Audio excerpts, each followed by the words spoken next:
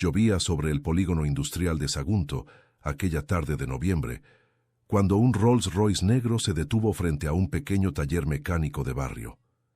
De él bajó una mujer vestida de traje oscuro, tacones, un reloj de oro que valía más que todo el taller junto. Entró sin saludar, miró las paredes manchadas de grasa, las llaves inglesas colgadas, el motor desarmado sobre el banco y soltó una risa de desprecio.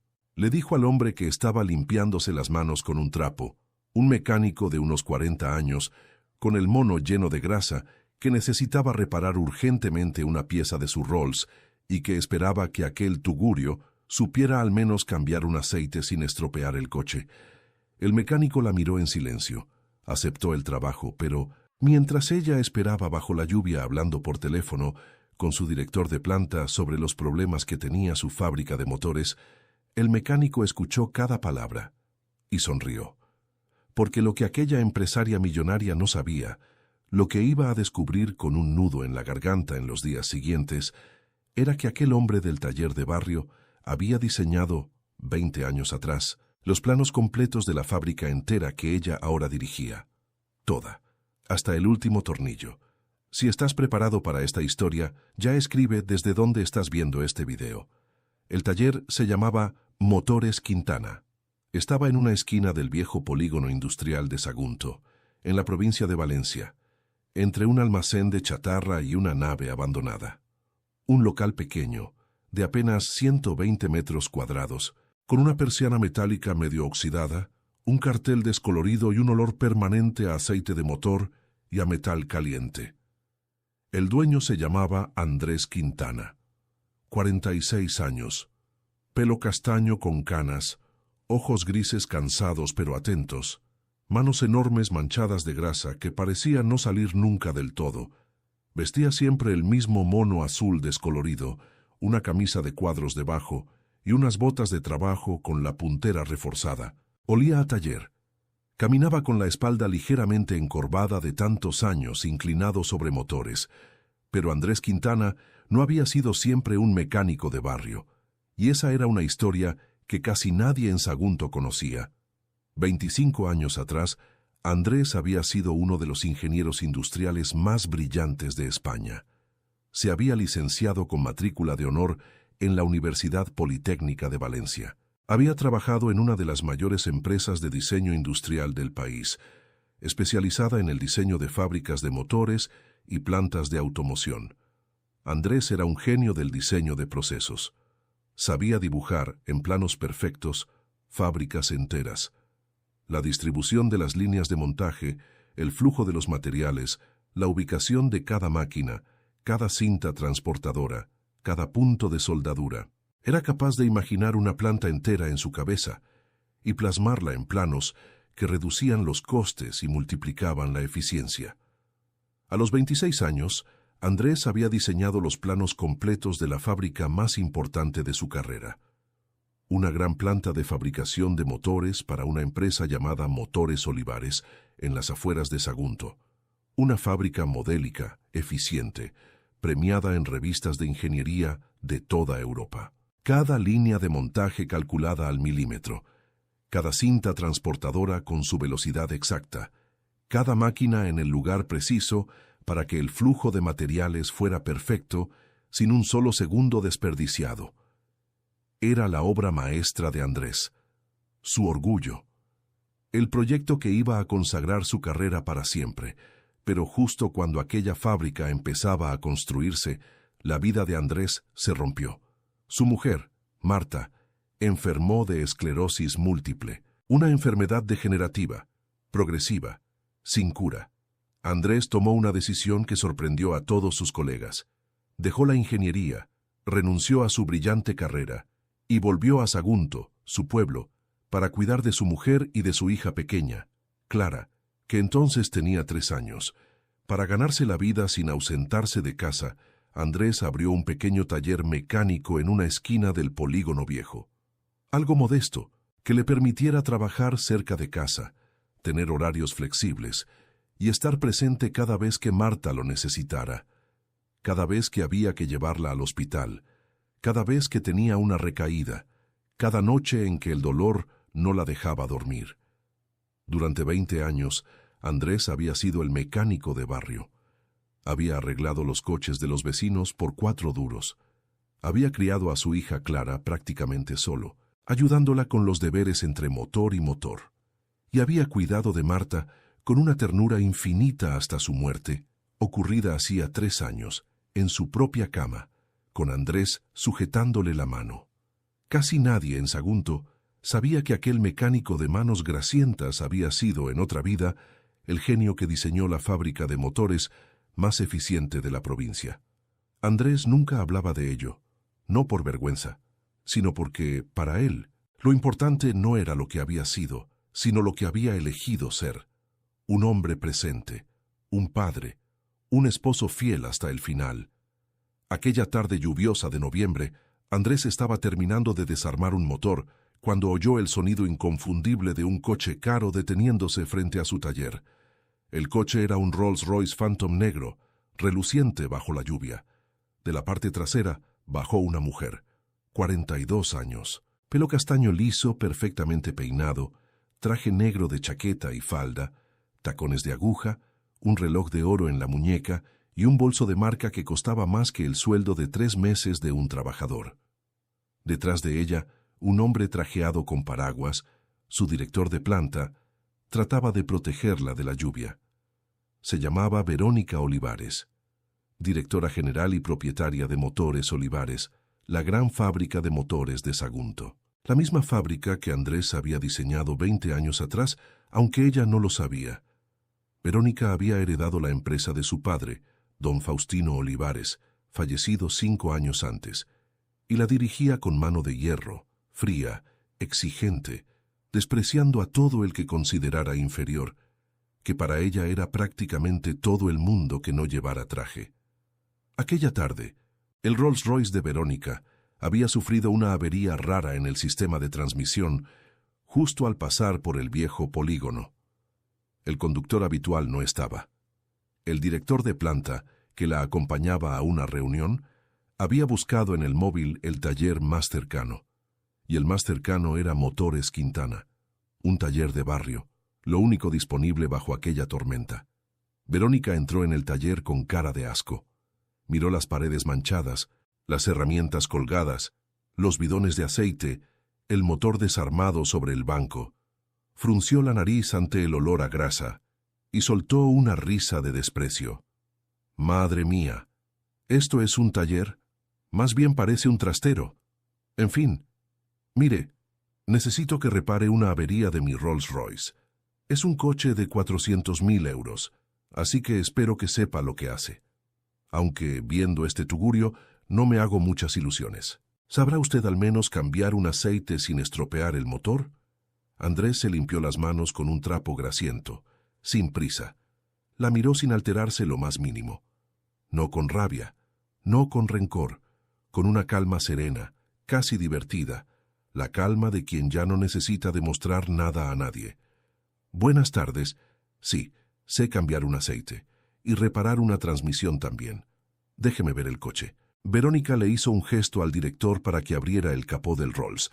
Andrés se acercó, y mientras él examinaba la avería, Verónica empezó a hablar por teléfono, sin bajar la voz, sin importarle que el mecánico la escuchara. Verónica caminaba de un lado a otro del taller, los tacones repiqueteando sobre el suelo manchado de grasa, hablando por teléfono con alguien de su fábrica. Estaba furiosa, levantaba la voz, hablaba de problemas graves en la planta, de pérdidas millonarias, de consultores incompetentes, y, sin saberlo, sin sospecharlo siquiera, cada palabra que decía estaba siendo escuchada por el único hombre del mundo que podía entender exactamente, hasta el último detalle técnico, de qué estaba hablando. «Mira, no me importa lo que diga el ingeniero alemán. La línea de montaje 3 lleva 3 meses dando problemas. Hay un cuello de botella en la zona de soldadura que nos está costando una fortuna. Cada día perdemos miles de euros. Los consultores que contratamos no encuentran la solución.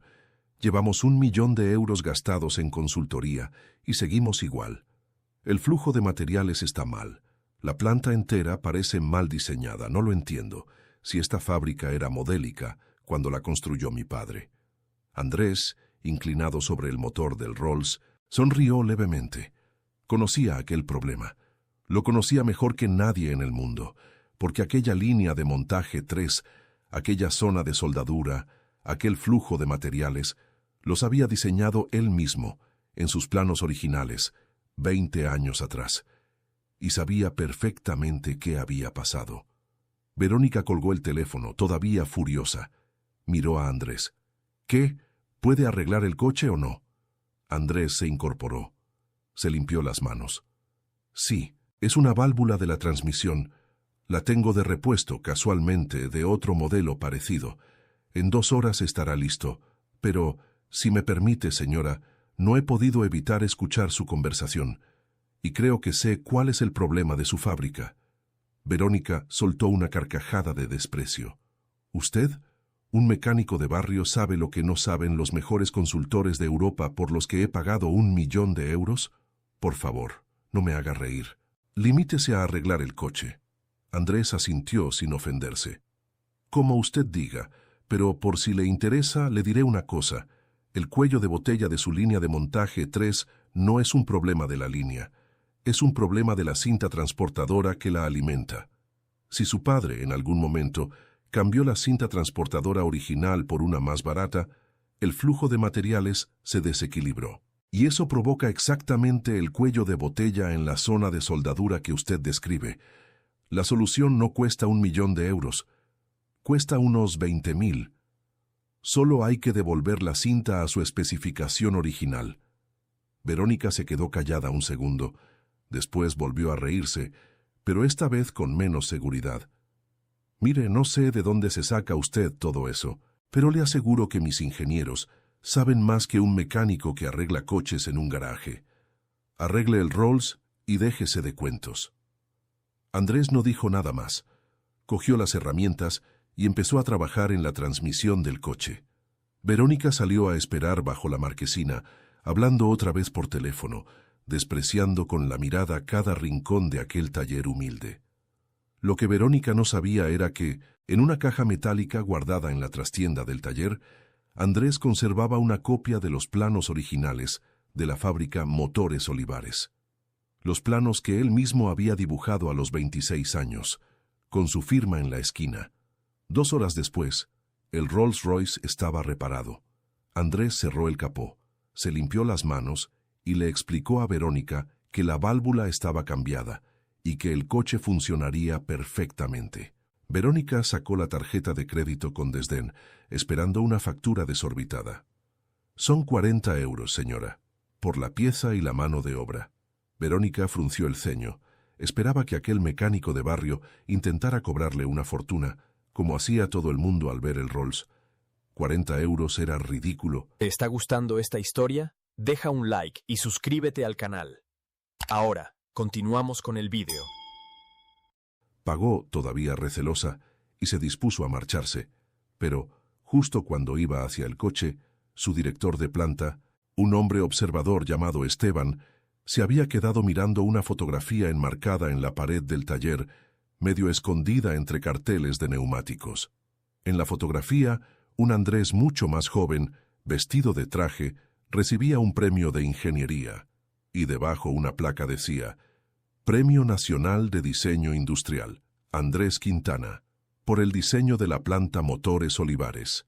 Esteban se quedó pálido como la cera, volvió a leer el nombre, volvió a mirar al mecánico, y con un hilo de voz llamó a Verónica.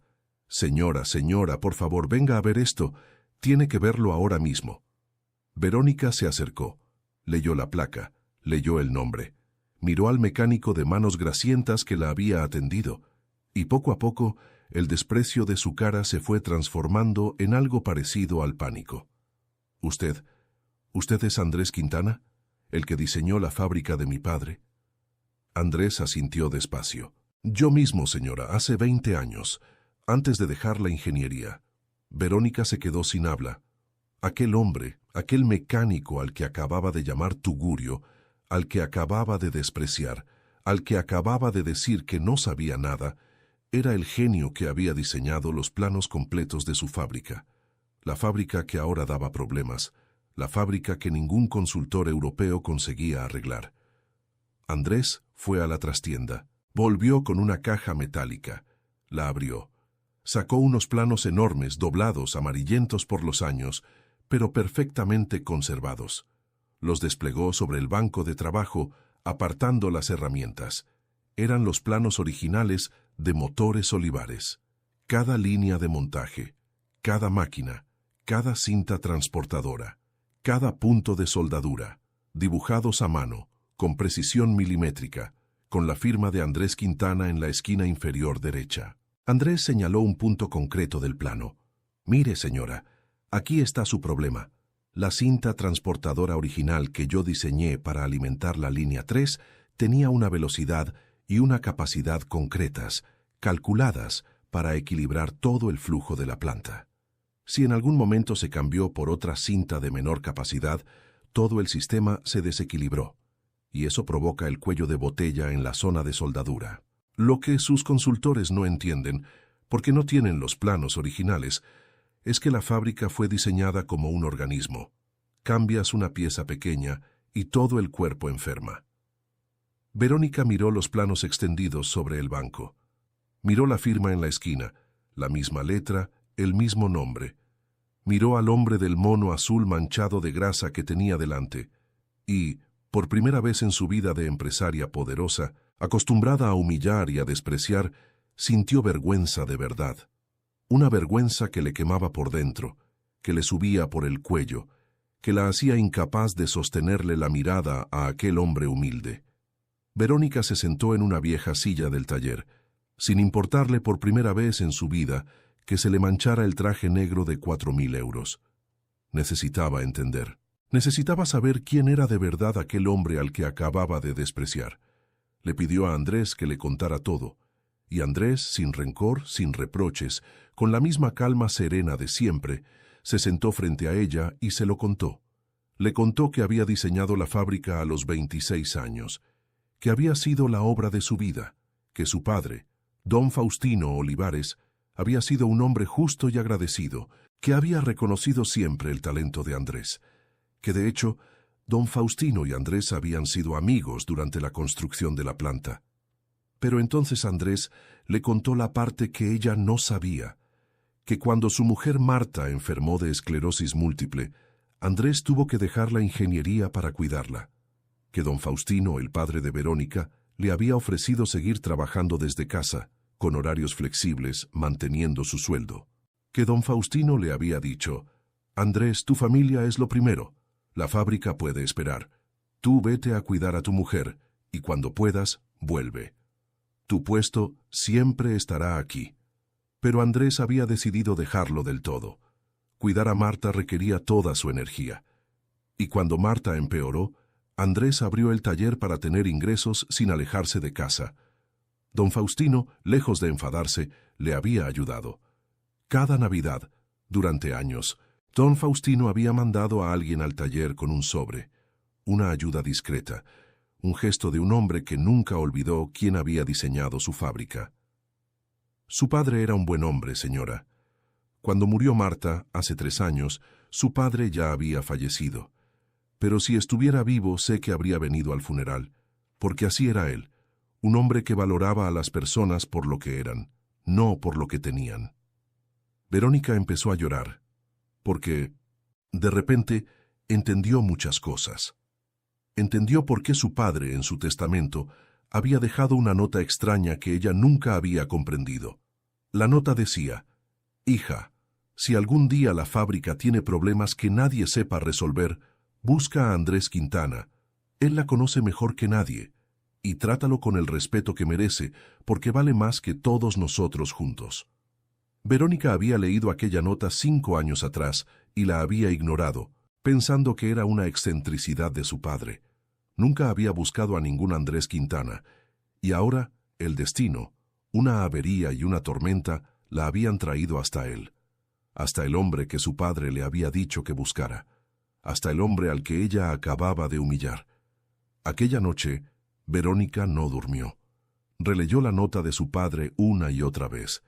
Recordó cada palabra de desprecio que le había dicho al mecánico y, por primera vez, se miró a sí misma con honestidad. Vio en quién se había convertido. Una mujer que juzgaba a las personas por su ropa, por sus coches, por sus relojes. Una mujer que había heredado el dinero de su padre, pero no su sabiduría, ni su humildad, ni su forma de tratar a la gente. A la mañana siguiente, Verónica volvió al taller de motores Quintana. Esta vez no llegó en el Rolls Royce, llegó en un coche normal, vestida con ropa sencilla, sin tacones, sin reloj de oro. Andrés estaba abriendo la persiana. «Señor Quintana, he venido a pedirle perdón. Ayer lo traté de la peor manera posible. Lo llamé tugurio, lo desprecié. Le dije que no sabía nada. Y resulta que usted diseñó toda mi fábrica, que mi padre lo admiraba, que me dejó una nota pidiéndome que lo buscara, y yo la ignoré durante 5 años. No tengo perdón, pero he venido a pedírselo de todas formas». Andrés la miró, y, como había hecho con su padre 20 años atrás, no le guardó rencor. «Señora, todos cometemos errores. Lo importante no es el error, sino lo que hacemos después. Pase, le invito a un café, aunque el taller siga siendo un tugurio». Verónica sonrió, avergonzada. Entró. Se sentaron a tomar café entre los motores y las herramientas, y hablaron durante 2 horas. Verónica le ofreció a Andrés un trabajo. Le pidió que volviera a la fábrica, no como empleado, sino como asesor jefe de ingeniería, que arreglara los problemas de la planta, que rediseñara las líneas que se habían estropeado con los años, que devolviera a Motores Olivares la eficiencia que había tenido cuando él la diseñó. Andrés escuchó, y después de un silencio contestó: «Señora, le agradezco la oferta, pero yo ya no soy aquel ingeniero de 26 años, soy un mecánico de barrio, y sobre todo, soy un padre. Mi hija Clara estudia ingeniería en la Politécnica de Valencia. Va a graduarse el año que viene, con matrícula de honor, igual que hice yo, y sueña con diseñar fábricas, como soñaba yo. Si de verdad quiere ayudarme, no me dé un trabajo a mí. Désele una oportunidad a ella, cuando se gradúe». Verónica se quedó en silencio. Después asintió: «Lo haré, pero con una condición, que usted venga, aunque sea unos meses, a enseñarle a mi equipo lo que solo usted sabe, a arreglar la fábrica, y a formar a Clara cuando entre. Le pagaré lo que usted pida». Andrés aceptó, pero puso él también una condición: que su sueldo de asesor se destinara íntegramente a crear una beca para hijos de trabajadores de Motores Olivares que quisieran estudiar ingeniería y no tuvieran dinero. La beca Faustino Olivares, en honor al padre de Verónica, el hombre que le había enseñado a Andrés que la familia y el respeto valían más que cualquier carrera. Verónica aceptó de inmediato, con lágrimas en los ojos. Andrés volvió a la fábrica que había diseñado 20 años atrás. Le tembló un poco el pulso al cruzar la puerta principal, al volver a ver su obra maestra después de 2 décadas. Recorrió las líneas de montaje con sus planos originales bajo el brazo, saludando a trabajadores que lo miraban sin saber quién era aquel hombre del mono azul. Encontró, exactamente donde había predicho, la cinta transportadora barata que un gerente anterior había instalado años atrás para ahorrar 4 euros. La cambió por la especificación original de sus planos, y el cuello de botella de la línea 3, el problema que había costado 1 millón de euros en consultoría inútil, desapareció en una sola semana. La fábrica recuperó su eficiencia. La producción se disparó. Y Verónica entendió por fin lo que su padre había sabido siempre: que el verdadero valor de una empresa no está en sus máquinas, sino en las personas que las entienden. 1 año después, Clara Quintana se graduó en Ingeniería Industrial con matrícula de honor. Entró a trabajar en Motores Olivares, y bajo la tutela de su padre durante los primeros meses, aprendió a ver una fábrica como su padre la veía, como un organismo vivo, como una obra de arte hecha de acero y de personas. Andrés siguió, eso sí, manteniendo abierto su pequeño taller de barrio. Cada tarde, después de asesorar en la fábrica, volvía a Motores Quintana, se ponía el mono azul descolorido y arreglaba los coches de los vecinos. Porque, decía, un hombre nunca debe olvidar de dónde viene. y porque en aquel taller humilde, entre el olor a aceite y a metal caliente, había aprendido la lección más importante de su vida, que se puede renunciar a la gloria por amor y aún así ser el hombre más rico del mundo. La beca Faustino Olivares ayudó en sus primeros 5 años a más de 40 hijos de trabajadores a estudiar ingeniería. Muchos de ellos volvieron a trabajar a Motores Olivares. Y cada año, en la entrada de la fábrica, junto a una placa con el nombre de Don Faustino, había otra placa nueva. Decía, diseñada por Andrés Quintana, el hombre que eligió a su familia antes que a su talento, y por eso fue grande en ambos. Y Verónica Olivares, la mujer que un día se burló de un pequeño taller, se convirtió con el tiempo en una empresaria distinta, una que aprendió a mirar a los ojos a cada trabajador, a saludar por su nombre al de la limpieza y al ingeniero por igual, a recordar que detrás de cada mono de trabajo manchado de grasa puede esconderse un genio, una historia, un sacrificio que el dinero nunca podrá comprar ni medir. Si esta historia ha tocado algo dentro de ti, si has reconocido en Andrés a alguien que renunció a la gloria por amor, o si en Verónica has visto a alguien que tuvo que humillarse para aprender lo importante, entonces deja que esta historia siga viajando. Hay un pequeño corazón en este vídeo que ayuda a que historias como esta lleguen a otros talleres de barrio, a otras fábricas, a otras personas que ahora mismo desprecian a alguien por su ropa o sus manos manchadas, sin saber que tienen delante a un hombre que, en silencio, diseñó algo más grande de lo que ellos jamás llegarán a comprender.